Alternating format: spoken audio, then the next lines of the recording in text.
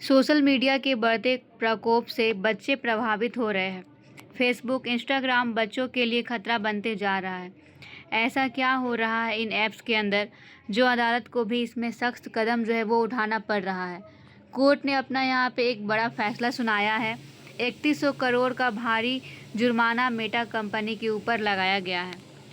सबसे पहले यहाँ पे खबरों में जिन बिंदुओं को यहाँ पे शामिल किया गया है उसके बारे में हम लोग बात करेंगे। ये बच्चों से जुड़ी हुई यहाँ पे जितने भी फेसबुक या फिर इंस्टाग्राम जैसे जो भी यहाँ पे माध्यम है, ये बिल्कुल यहाँ पे बच्चों के लिए सेफ़ नहीं है।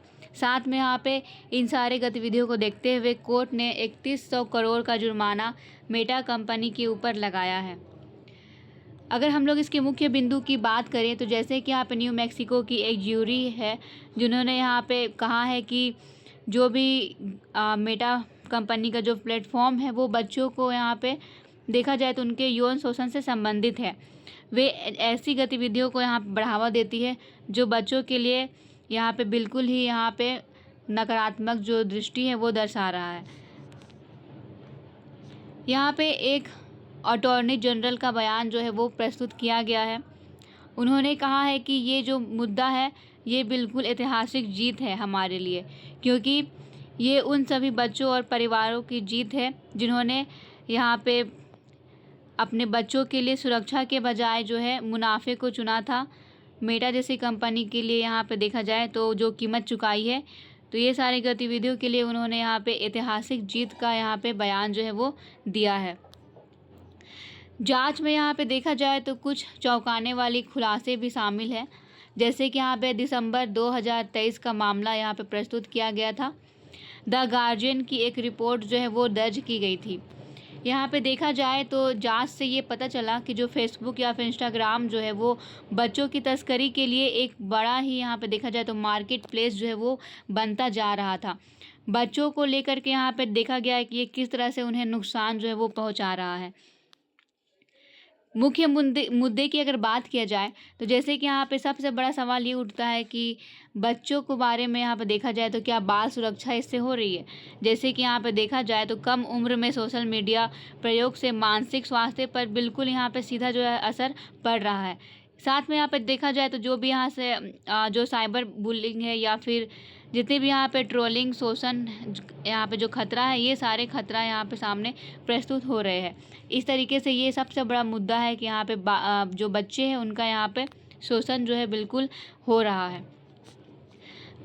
डेटा का यहाँ पे बात किया जाए तो डेटा प्राइवेसी को लेकर के भी यहाँ पे दुरुपयोग जो है वो हो रहे हैं। बच्चों का यहाँ पे जो भी डेटा है वो बिल्कुल यहाँ पे दुरुपयोग हो रहा है। बच्चों को यहाँ पे टारगेट बनाया जा रहा है। टारगेट एड्स के जरिए यहाँ पे व्यवहार को प्रभावित करना भी इनका सबसे बड़ा उद्देश्य जो है वो था।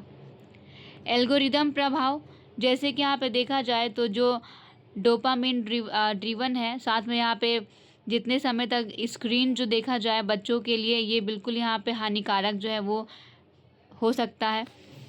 अगर देखा जाए तो जो भी कंटेंट प्रस्तुत किया जाता है उस कंटेंट के जरिए स्क्रीन पर बच्चों को ज़्यादा समय तक यहाँ पे समय बिताने के लिए प्रेरित किया जाता है, जो कि यहाँ पे हानिकारक ट्रेड्स को बढ़ावा देता है। अब हम लोग जैसे कि हम लोग जानते हैं कि डिजिटल जो माध्यम है ये हमारे लिए कुछ सकारात्मक पहलुओं को दर्शाता है, कुछ नकारात्मक पहलुओं को दर्शाता है। तो हम लोग सबसे पहले यहाँ पे कुछ सकारात्मक पहलुओं के बारे में देखेंगे, किस तरह से ये जो ऑनलाइन माध्यम में सोशल मीडिया है वो हमारे लिए किस तरीके से यहाँ पे सकारात्मक पक्ष को प्रस्तुत करता है। उसके बाद फिर हम लोग यहाँ पे उसके कुछ नकारात्मक पक्ष को भी देखेंगे। तो सबसे पहले सकारात्मक पक्ष का यहाँ पे बिंदु है वो है डिजिटल कनेक्टिविटी। जैसे कि यहाँ पे देखा जाए तो बच्चे जो है ये वैश्विक स्तर पर सीखने और संवाद का जो अवसर है ये सोशल मीडिया के जरिए यहाँ पे प्राप्त कर रहे हैं। तो इस तरह से देखा जाए तो ये बहुत ही अच्छा यहाँ पे सकारात्मक एक स्थान जो है वो प्रस्तुत करता है, जहाँ बच्चे जो है वो सीधे यहाँ पे वैश्विक स्तर पर एक दूसरे से सीखते हैं, एक दूसरे से संवाद करते हैं। ये एक अवसर जो है उन्हें यहाँ पे मिल पा रहा है। घर बैठे वे विदेशों से घूम रहे हैं, उनके बच्चों से यहाँ पे बातचीत कर रहे हैं, अपने अंदर यहाँ पे स्किल को डेवलप कर रहे हैं।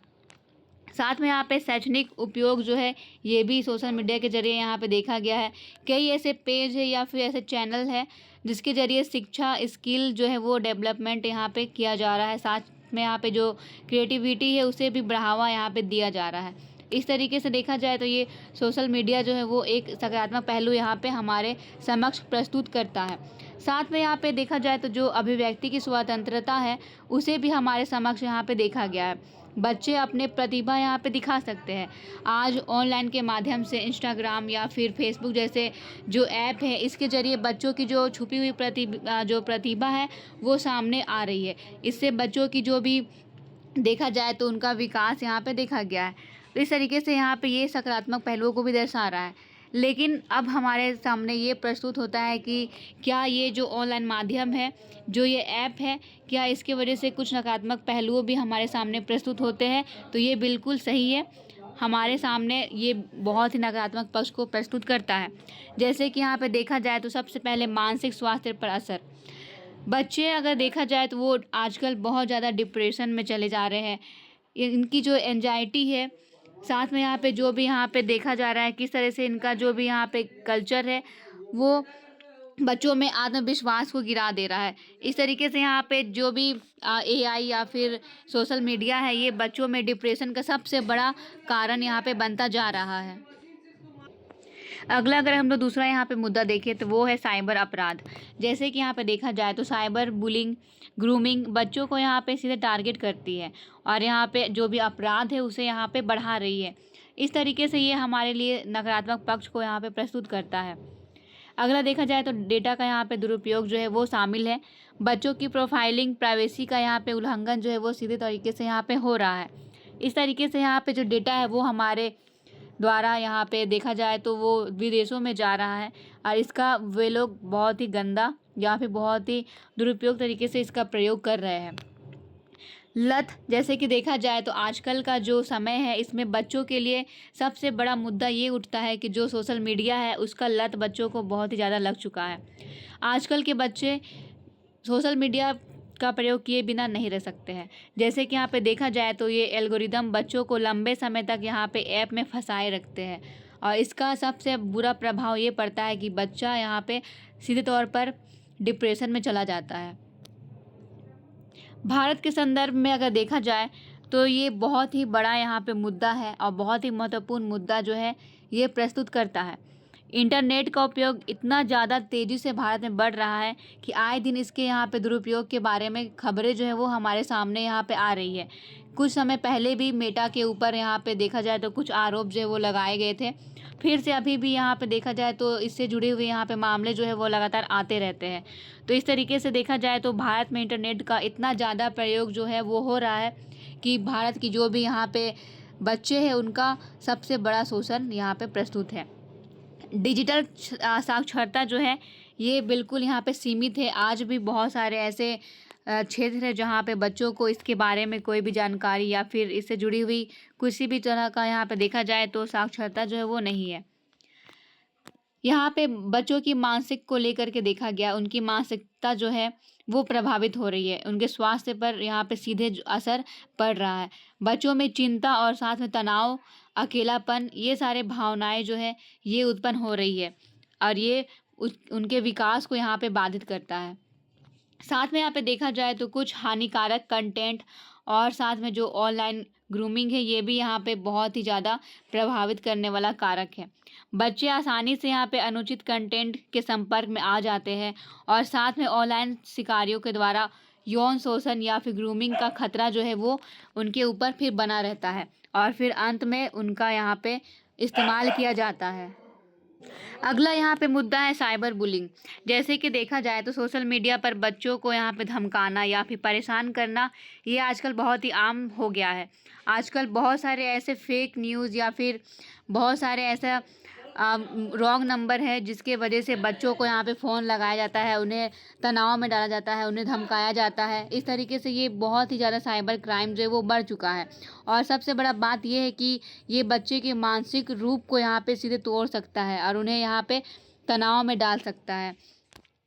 अगला यहाँ पे देखा जाए तो हमारे भारत में यहाँ पे कुछ इससे जुड़ी हुई संबंधित कानून यहाँ पे प्रस्तुत की गई है। जैसे कि यहाँ पे सबसे पहले इंफॉर्मेशन टेक्नोलॉजी एक्ट 2000 यहाँ पे शामिल है। साथ में यहाँ पे देखा जाए तो जो digital personal data protection act है ये 2023 का ये भी प्रस्तुत किया गया है। साथ में यहाँ पे national commission for protection of child right, ये भी यहाँ पे संबंधित कानून के तहत प्रस्तुत किया गया है।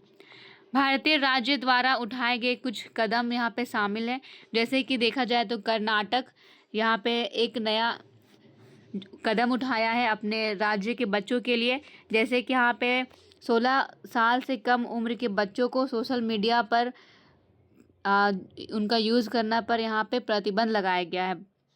साथ में यहाँ पे आंध्र प्रदेश भी शामिल है। आंध्र प्रदेश में भी 13 साल से कम उम्र के बच्चों के लिए सोशल मीडिया पूरी तरीके से बंद कर दी गई है, और साथ में यहाँ पे देखा जाए तो ये उनके विकास से ही जुड़ा हुआ है। अब आगे का रास्ता क्या निकलता है, ये पूरे भारत पर लागू होने वाला है, क्योंकि जैसे कि देखा जाए तो पूरे भारत में अगर बच्चों के विकास को लेकर के कुछ नियम निकालना है तो सबसे पहले यहाँ पे सख्त नियम जो है वो शामिल करना होगा। बच्चों के लिए अलग सेफ्टी स्टैंडर्ड या फिर जो भी यहाँ पे एज वेरिफिकेशन है, ये सिस्टम को मजबूत करना होगा, ताकि यहाँ पे सही तरीके से पता चल पाए कि कितने उम्र का बच्चा जो है वो ऑनलाइन या फिर सोशल मीडिया का प्रयोग कर रहा है। अगर एज वेरिफिकेशन सिस्टम मजबूत हो जाएगा तो यहाँ पे आंकड़े जो है वो सही तरीके से यहाँ पे जारी हो पाएगी कि किस उम्र के बच्चे यहाँ पे मोबाइल का प्रयोग कर रहे हैं। जैसे देखा जाए तो आजकल तो बहुत सारे ऐसे खबरें भी आ रही है जहाँ पे बच्चे जो है कम उम्र के हैं लेकिन वे किसी और के नाम पर यहाँ पे मोबाइल का यूज़ करते हैं। तो इस तरीके से यहाँ पे प्रभाव तो बना ही हुआ रहेगा। तो यहाँ पे सबसे पहले वेरिफिकेशन जो सिस्टम है उसे मजबूत करना होगा। अभिभावक को यहाँ पे शिक्षा संबंधी जो गतिविधि है उसमें शामिल करना होगा। उन्हें डिजिटल लिटरेसी को बढ़ाना होगा ताकि अभिभावक भी समझ पाए कि बच्चों के लिए क्या सही है क्या गलत है। आजकल देखा जाए तो छोटे से छोटे बच्चों के हाथों में भी मोबाइल फ़ोन दिए जाते हैं, और इसमें भी सबसे अहम भूमिका अभिभावक का ही शामिल होता है। उन्हें सही तरीके से यहाँ पे पता नहीं है कि वे किस तरह से बच्चों के हाथों में सबसे डेंजर चीज़ को यहाँ पे प्रस्तुत कर रहे हैं, जो कि उनके विकास को सीधे बाधित कर रहा है, उन्हें तनाव में डाल रहा है, उनका शोषण हो रहा है। यहाँ पे इस तरीके से देखा जाए तो अभिभावक को शिक्षित करना होगा ताकि वे बच्चों के लिए सही और गलत का डिसीजन ले पाए। स्क्रीन टाइम जो रेगुलेशन है इसे भी यहाँ पे शामिल करना होगा ताकि ये भी बच्चों के विकास से यहाँ पे संबंधित है। अब यहाँ पे कुछ ट्रेनिंग जो है वो कंपनियों के लिए भी है, जैसे कि जो टेक कंपनियों की जिम्मेदारी भी यहाँ पे प्रस्तुत की गई है।